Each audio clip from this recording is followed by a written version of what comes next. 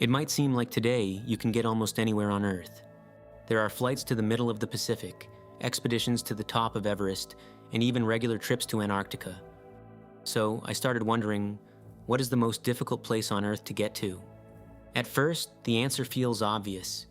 Maybe it's some remote island, or a place deep in the middle of nowhere, but the hardest place to get to isn't just somewhere far away. It's somewhere that forces you to deal with distance, terrain, weather, and then the final stretch where there are no roads, no infrastructure, and no easy way in. And there's really only one type of place on Earth where all of those problems come together: mountain summits. Because no matter how remote a location is, if it's flat, you can land on it. But on a mountain, reaching the top is always the hardest part. So the question becomes, what is the most difficult mountain on Earth to get to? And to answer that question, we have to look at all kinds of examples, and a good place to start would be the mountains that are strictly forbidden. Some of the first mountains that stand out are the ones you simply cannot go to.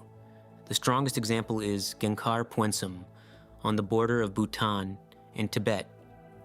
It rises to about 7,570 meters, or 24,836 feet, and is widely considered the highest unclimbed mountain in the world. At first, that sounds like it could be the answer immediately. If no one has ever stood on the summit of a mountain this tall, and you are not even allowed to attempt it, how could anything be harder to get to? But the reason it remains unclimbed is not just difficulty. Expeditions tried in the 1980s and failed, but the bigger reason is Bhutan's policy toward its mountains. In 1994, the country banned climbing peaks above 6,000 meters, partly because many of them are considered sacred. Then, in 2003, Bhutan went further and banned mountaineering entirely. So Gangkhar Puensum is not just a difficult mountain. It is a mountain that has been completely removed from the climbing map. And Bhutan is not the only place where this happens. The most famous sacred mountain on Earth is probably Mount Kailash in Tibet. It stands at about 6,638 meters, or 21,778 feet, and is one of the holiest sites for multiple religions. People travel there from all over the world, but only to walk around it. Climbing it is not allowed, and in some cases, access doesn't just depend on where you are, but who you are. On Mount Athos in Greece, a 1,000-year-old monastic community controls access to the entire peninsula, with strict daily permits, and women are not allowed to enter.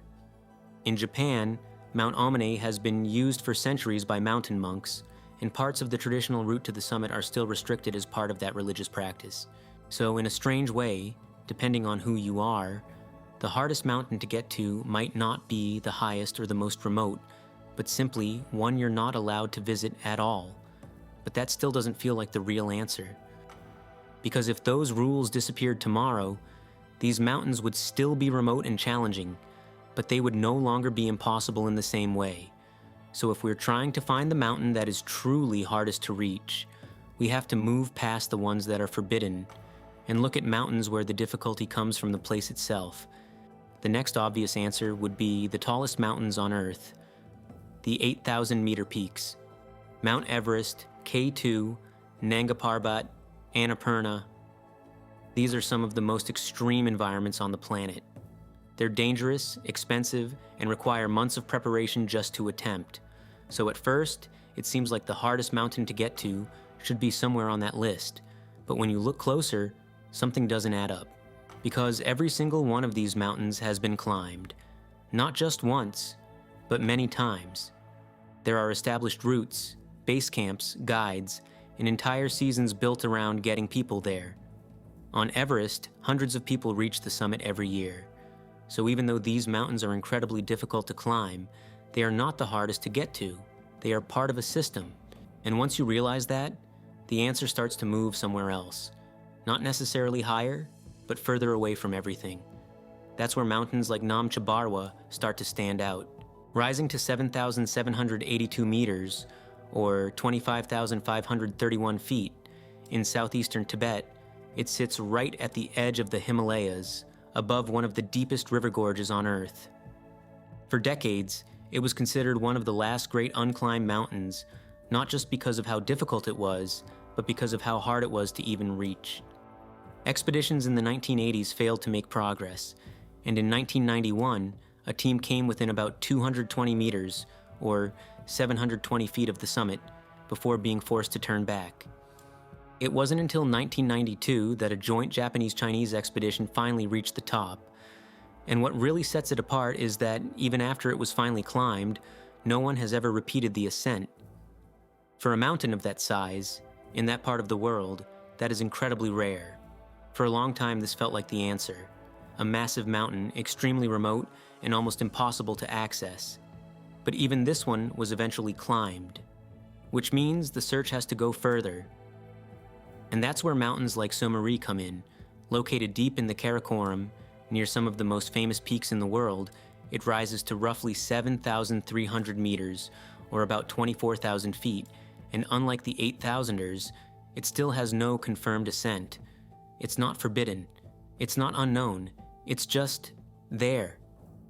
Hidden behind glaciers, surrounded by some of the most dangerous terrain on Earth, and far enough from the main routes that almost no one attempts it. This is much closer to the kind of mountain we're looking for. But even here, the pattern is the same. It hasn't been climbed yet, but it probably will be. So if we're looking for the mountain that is truly the hardest to get to, it might not be in the world's most famous mountain ranges at all. It might be in places where almost nobody goes. So maybe the answer isn't in the biggest mountains, but in parts of the world that almost nobody ever visits. One of the clearest examples of that is Papua New Guinea. Here the problem isn't altitude, it's access. Take Mount Kabangama.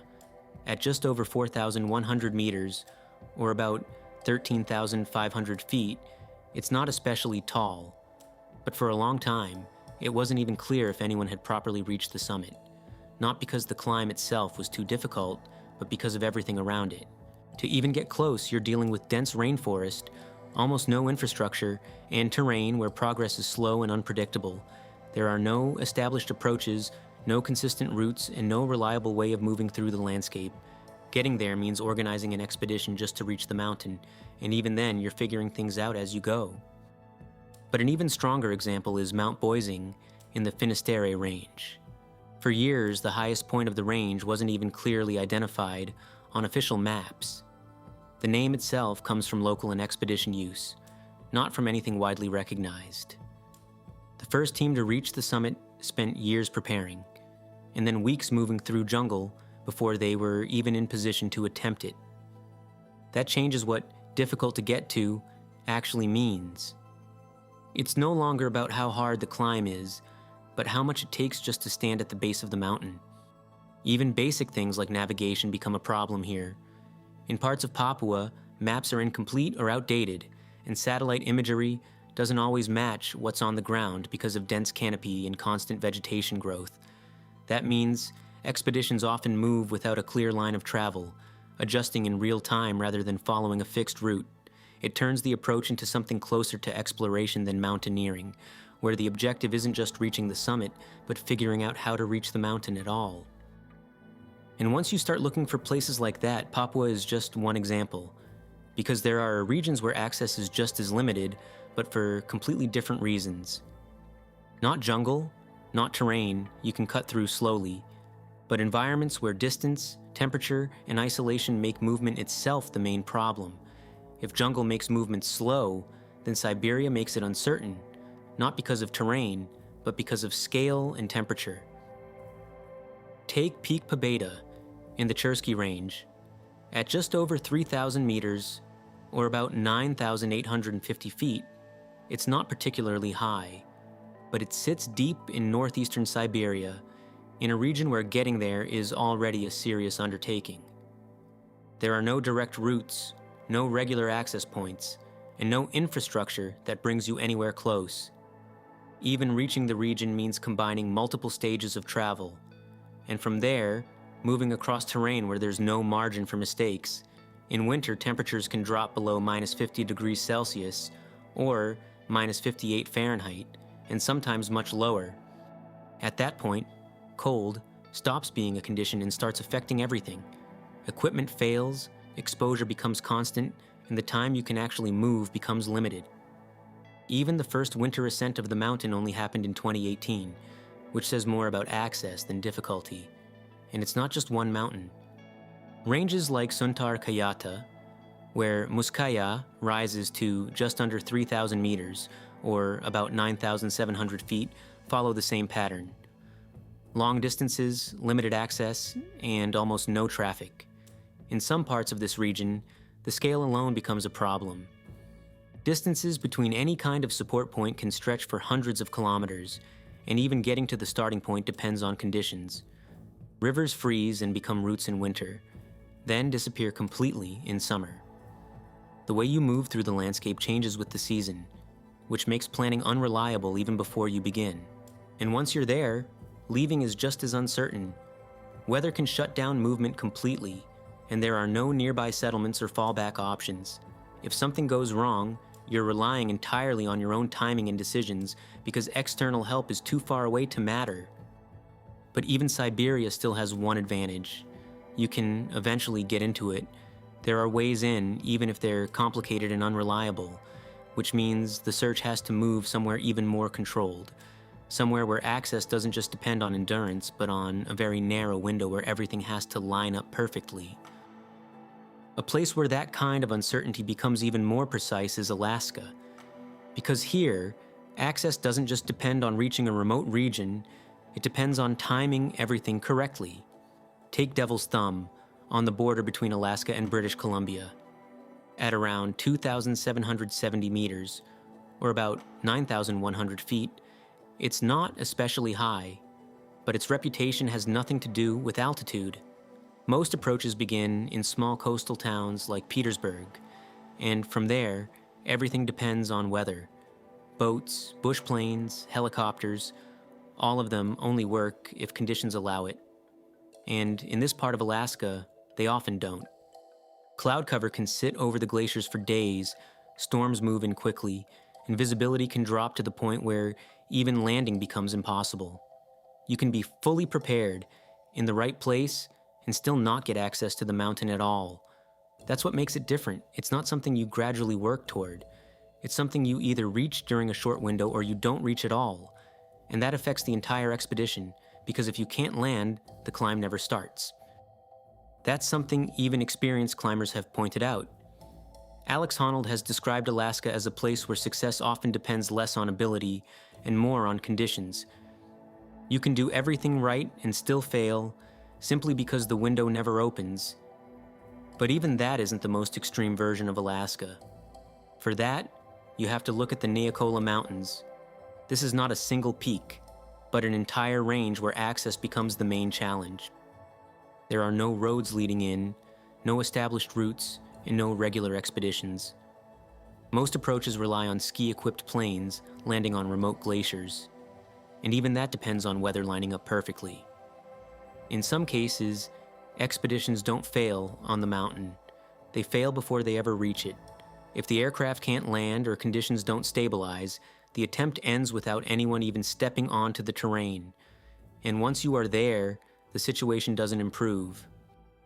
At that point, the difficulty isn't just reaching a mountain, it's reaching a place where an attempt is even possible. But even Alaska still follows a pattern. There are systems that can get you in, even if they're limited. Aircraft, staging points, known entry routes. It's difficult, but it's repeatable, which means the search isn't over yet. There is one type of place where even Alaska's system starts to break down completely, and that is remote volcanic islands. The problem here isn't just distance, it's access.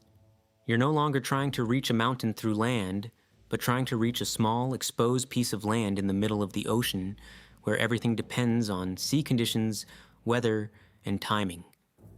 A good example is the islands of the Four Mountains in the Central Aleutians. On a map, they don't look particularly extreme, just a cluster of islands in the North Pacific, but in reality, they are isolated, steep, and difficult to approach. There are no permanent settlements, no infrastructure, and no reliable landing points. Coastlines are often cliffs or unstable ground, and even when you get close by boat, actually stepping onto the island is not guaranteed. Conditions in this part of the Pacific change quickly. Strong winds, constant cloud cover, and rough seas mean access windows are short and unpredictable. In many cases, Researchers and monitoring teams rely on remote data instead of direct observation, because organizing a landing is expensive, risky, and not always possible. Mountains like Cleveland, one of the most active volcanoes in the region, add another layer of complexity. It's not just remote, it's active. Eruptions, ash clouds, and unstable terrain make it a place that changes even while you're trying to reach it. That removes any sense of a stable objective.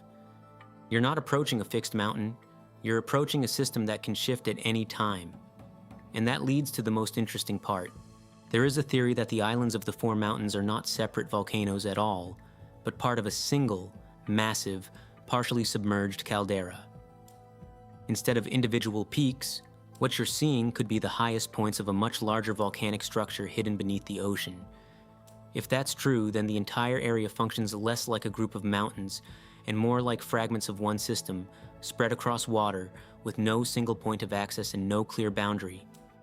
At this point, it starts to feel like the search is reaching its limit, but there is still one place where access becomes even more restricted, not because of ocean or terrain, but because the entire environment depends on a narrow chain of logistics that has to work perfectly from start to finish.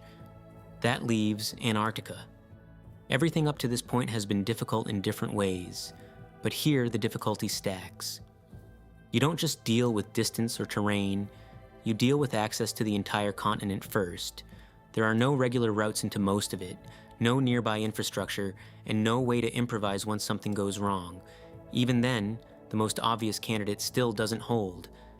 Mount Vinson, at 4,892 meters, or 16,050 feet, is the highest mountain in Antarctica, but it's climbed every year. Expensive, tightly organized, but repeatable. There's a system that gets people there. Mount Tyree, only about 13 kilometers or 8 miles away, is much less visited and far more serious. Fewer ascents, harder climbing, less support. But it has still been reached, and that matters for this question.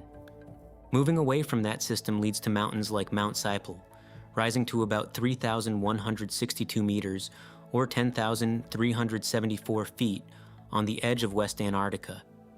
It sits outside the normal climbing routes, and even its ascent history is unclear, with no documented ascent, but no complete certainty either. That kind of uncertainty only shows up in places where very few people ever go. Further inland, Mount Takahei, at about 3,460 meters, or 11,350 feet, pushes this even further. It lies deep in Marie Byrd land, far from any standard access routes. Scientific teams have reached the region, but only with coordinated aircraft support, fuel logistics, and narrow weather windows. It exists outside the normal world of mountaineering, but even there, access is still possible under the right conditions. The search narrows down to mountains that sit beyond all of that, where there is no regular access, no consistent approach, and no clear path that has been proven to work. That leads to Mount Elizabeth, at around 4,480 meters, or 14,700 feet. It is widely described as the highest unclimbed mountain in Antarctica, with no documented ascent. But the more important detail is where it is.